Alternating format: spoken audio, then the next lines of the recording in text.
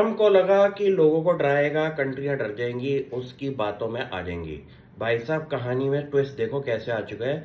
China, Japan, south Korea, तीनों countries ने मिलके ये बोला है कि हम जॉइंटली इस टैरिफ की सिचुएशन को ठीक करने की कोशिश करेंगे यूएस के अगेंस्ट। इससे ये समझ में आ चुका है कि वर्ल्ड ऑर्डर के अंदर थोड़ा सा ट्विस्ट आना शुरू हो चुका है। क्योंकि पहले क्या होता था कि लोगों को ये था कि हमें यूएस जैसी कंट्री का साथ लगा के रखना है, वो कुछ भी बोलेगा कुछ ना कुछ दबदबा आके हमें एक्सेप्ट करना पड़ेगा। लेकिन इस गेम के अंदर क्या है कि चाइना अब एक ऐसी कंट्री बन चुकी है जो कि एक तो डोमिनेंट पोजीशन रखता है, और वो ये चाहता है कि अगर यूएस कुछ अलग तरीके से गेम चलाना चाहता है, लोगों को प्रेशराइज करके कि हमारे टैरिफ्स कम करो, ये करो, वो करो, उससे क्या हुआ है कि कहानी का मेजर ट्विस्ट क्या है कि ये तीन बड़ी कंट्रीज एक साथ मिलकर अब काम करेंगी। इससे क्या होगा कि ये तीनों कंट्रीज हर टैरिफ को अपने अगेंस्ट ना होने के लिए इन तो तीनों कंट्रीज के साथ मिलके जो काम करेंगे वो यूएस को बहुत भारी पड़ने वाला है। क्यों? क्योंकि यूएस कुछ भी अगर स्टेप लेगा अगेंस्ट, तो ये तीनों कंट्रीज मिलके उसके अगेंस्ट काम करेंगी।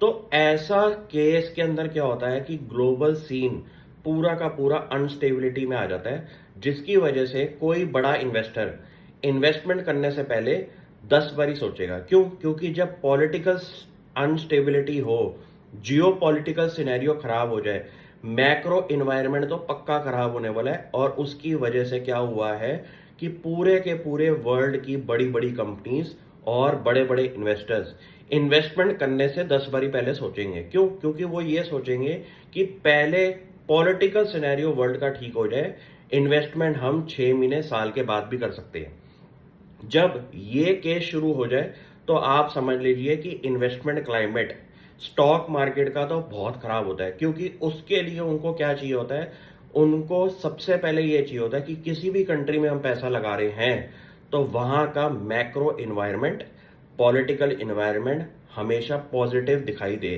तभी वो पैसा लगा सकते हैं। क्योंकि उनकी इन्वेस्टमेंट अमाउंट्स बहुत बड़ी होती है और उनके इन्वेस्टमेंट क्राइटेरिया के अंदर बहुत बड़े बड़े सिनेरियोज डिसाइडेड होते हैं, तभी वो पैसा लगा सकते हैं।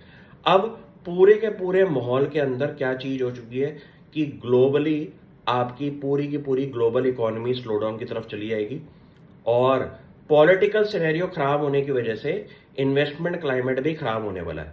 तो जिस तरीके से कैलकुलेशंस चल रही हैं, यहां पे आपको सूझबूझ लगा के एग्रेसिवली मार्केट में नहीं घुसना।